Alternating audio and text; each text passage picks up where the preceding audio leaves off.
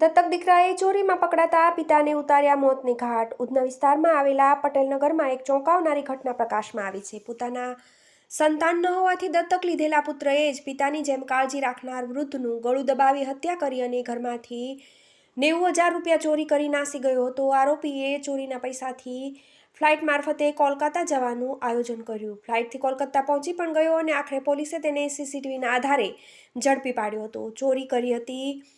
મૃતક પરમેશ્વર દાસે વર્ષો પહેલા પોતાના શાળાના પુત્ર સાગરદાસને દત્તક લીધો હતો। સાગરદાસ પોતાના દત્તક પિતા સાથે રહેતો અને પોતાના બાળકની જેમ જ તેમનું પાલન થયું હતું। જોકે આ સંબંધમાં તિરાડ ત્યારે પડી જ્યારે 10 વર્ષ પહેલા સાગરદાસે પરમેશ્વર દાસના ઘરમાંથી રૂપિયા 25,000ની ચોરી કરી।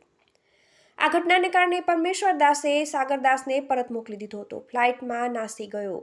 3 દિવસ અગાઉ સાગરદાસ સુરત પરત આવ્યો અને પોતાના દત્તક પિતાના ઘરે પહોંચ્યો। બંનેએ સાથે જમવાનું લીધું અને બપોર સુધી સાથમાં રહ્યા, પરંતુ સાગરદાસના મનમાં કંઈક કૂટનીતિ ચાલતી હતી। બપોર પછી સાગરદાસે પરમેશ્વર દાસના ઘરમાં રાખેલા બોક્સમાંથી 90,000 રૂપિયા ચોરી કરવાનો પ્રયાસ કર્યો। પરમેશ્વર દાસને જ્યારે આ બાબતની જાણ થઈ ત્યારે બંને વચ્ચે ઉગ્ર વિવાદ શરૂ થયો। વિવાદની વચ્ચે સાગરદાસે ઘરમાં રહેલા દુપટ્ટા વડે પોતાના દત્તક પિતાનું ગળું દબાવી મોતને ઘાટ ઉતાર્યા। હત્યા કર્યા બાદ સાગરદાસ ચોરાયેલા 90,000 રૂપિયાની રકમ સાથે તરત જ ફ્લાઇટ દ્વારા કોલકાતા નાસી ગયો। તે પોતાનો ગુનો છુપાવવા માટે નવા કાવતરા રચતો રહ્યો। TV18 news, Surat.